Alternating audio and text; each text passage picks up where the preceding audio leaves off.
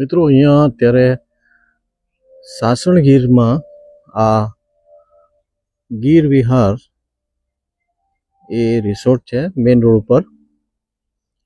આ વિડીયો હું એટલે માટે બનાવી રહ્યો છું કે સાસણ ગીરમાં ઘણું બધું ડેવલપમેન્ટ છે અને આપણા ગુજરાતમાં જ આપણને બહુ સુંદર એક વેકેશન માટેનું ડેસ્ટિનેશન મળી રહે છે. એટલે આ બાજુ તમે પ્લાનિંગ કરી શકો. અને ખાસ મેં એક બાબત ઓબ્ઝર્વ કરી કે અહીંયા સાસણ ગીરમાં જે મેંગો ઓર્ચાર્ડ છે આંબાવાડિયા, એની અંદર આંબાના બધા ઝાડ છે અને ત્યાં આ રીતના કોટેજીસ બનાવી રિસોર્ટનું પ્લાનિંગ કરવામાં આવ્યું છે. હિમાંશુભાઈએ જ આ પ્લાનિંગ કર્યું છે અને આ રીતનું આર્કિટેક્ચર છે. ઉપર અને નીચે તમે રહી શકો ફેમિલી સાથે. આંબાના ઝાડ, સુંદર એક એમ્બિયન્સ આપણને પૂરું પાડે છે.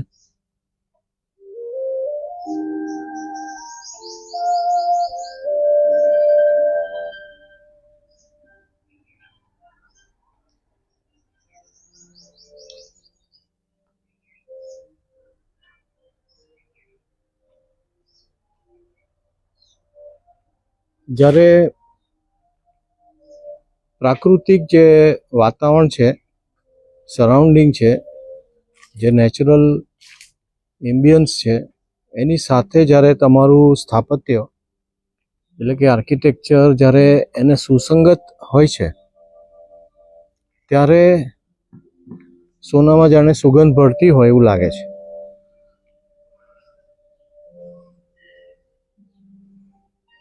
અહીંયા 104 અને 105માં અમે હતા. સારી એવી સ્પેસ અહીંયા પ્રોવાઈડ કરી છે. આ બધા આંબાના ઝાડ છે.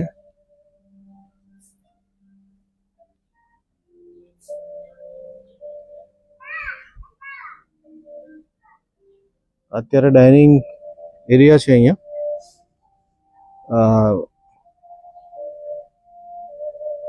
બધી બાજુ એન્ટ્રન્સ છે.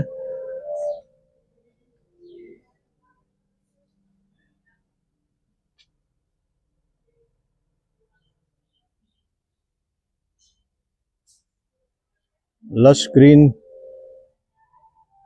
એન્વાયરમેન્ટ. બધા જ આપણે આંબાના ઝાડ જોઈ શકીએ છીએ અહીંયા. આ વિડીયો બનાવવા પાછળનો હેતુ એ છે કે અમને પણ બહુ કન્ફ્યુઝન હતું ક્યાં જઈએ, અને પછી ઘણીવાર રોંગ ચોઇસ થઈ જાય.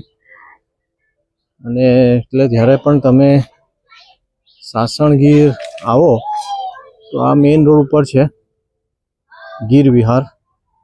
નાઇસ પ્લેસ અને રેટ્સ પણ આમ રિઝનેબલ હોય છે. લોકો બ્રેકફાસ્ટ, લંચ, ડિનર સાથે જ લોકો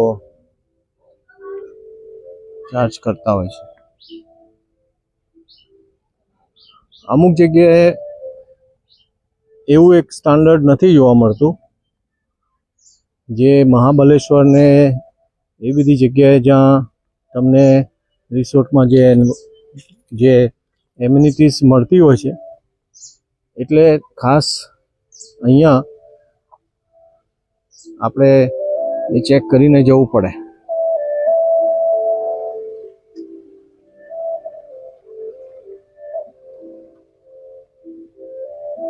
બધા આંબાના ઝાડ.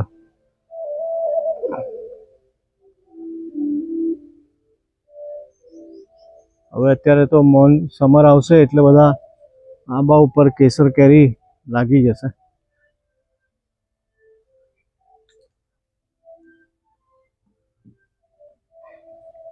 પહેલાં આટલું બધું ડેવલપમેન્ટ નહોતું અહીંયા, એટલે આટલા બધા રિસોર્ટ ને બધું નહોતું થયું, પણ હવે ખાસ વધારે જોવા મળે છે. સારું છે એ રીતે. સો થેન્ક્સ ફોર વોચિંગ.